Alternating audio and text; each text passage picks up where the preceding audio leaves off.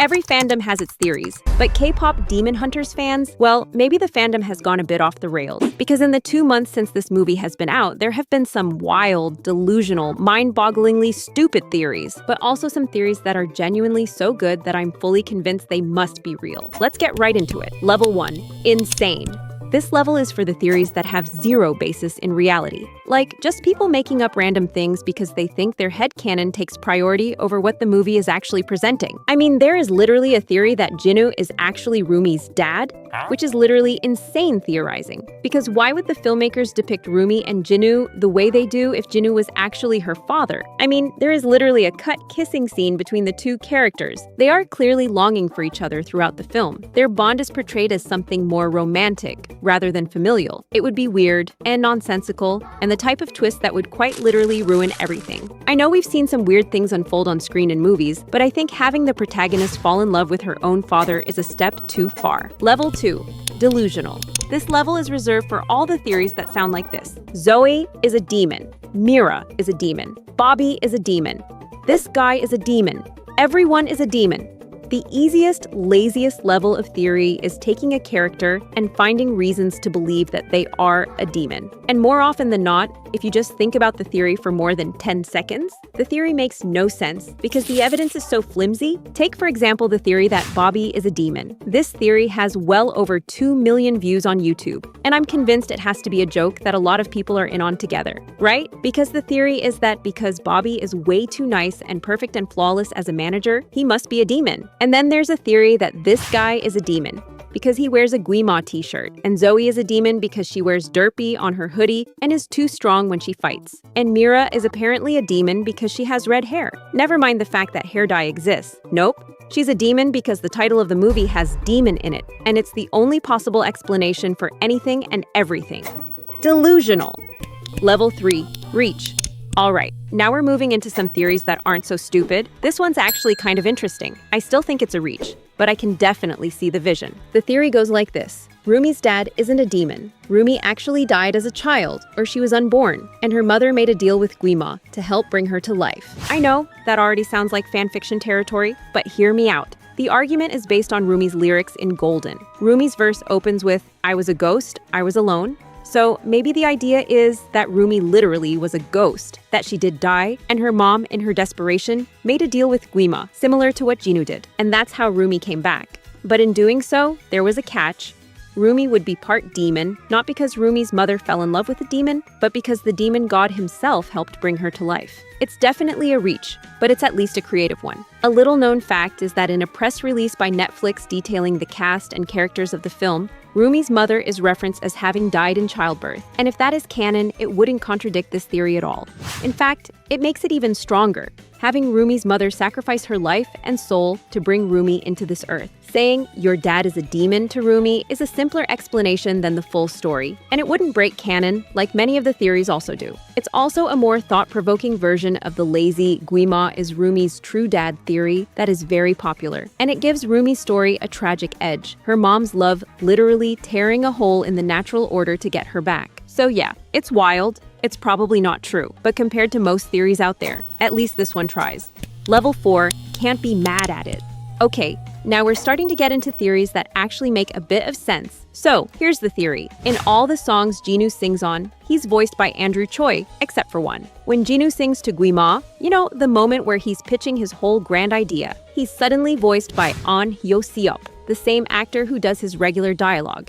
Now, most people could chalk that up to a simple production choice. Scheduling, convenience, whatever, but the theory takes it a step further. It suggests that whenever Jinwoo is deceiving someone, he uses his demon-amplified voice gifted to him by Guima. Think about it. In all of the Saja Boys tracks, and maybe even in Free, Jinwoo's not being completely honest. He's selling a fantasy. He's hiding something. The demon voice isn't just a stylistic choice, it's a mask.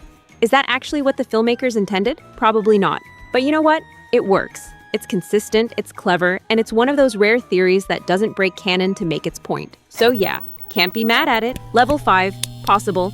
Alright, now we're in the territory where things stop sounding like fan fiction and start sounding actually possible. Here's the theory. Hunters can't take souls, even when they're given willingly, but Rumi can, and the reason she can is because she's part demon. Think about it. Souls in this world clearly hold immense power. When Jinu gives his soul to Rumi, she doesn't just take it, she changes. She suddenly has the strength to stand against Guima, and she even shows signs of healing. So maybe it's not just symbolism, maybe it's the mechanics of the world. A human can't hold a soul, but a half-demon can. And that's where this theory goes deeper. If souls can transfer like that, then maybe Rumi's mother didn't die in the traditional sense. Maybe she gave her soul to Rumi's father, to save him, a mirror of what Jinu does for Rumi. If that's true, it sets up a poetic cycle. Love through sacrifice, life through loss, and it opens the door for both Jinu and Rumi's mother to return in some form later on. Is it confirmed? Nope. But I do think the sequel will inevitably explore Jinu coming back to life and delve into the mechanics of the world, like how souls can live on beyond one's physical self, and how demons and hunters interact with them differently. So yeah, call me crazy, but I think this one's possible. Level 6, likely. Alright, here's a theory I like, because it basically aligns with my own reading of the film based on what it presents, instead of making up too much crazy stuff to make it work. Here's the setup. In the movie, we get this line, "Demons don't have feelings." And Jinu explains, "That's all we do. Feel our shame, our misery. That's how Guima controls us." Then, later in Takedown, Rumi sings, "A demon with no feelings don't deserve to live. It's so obvious."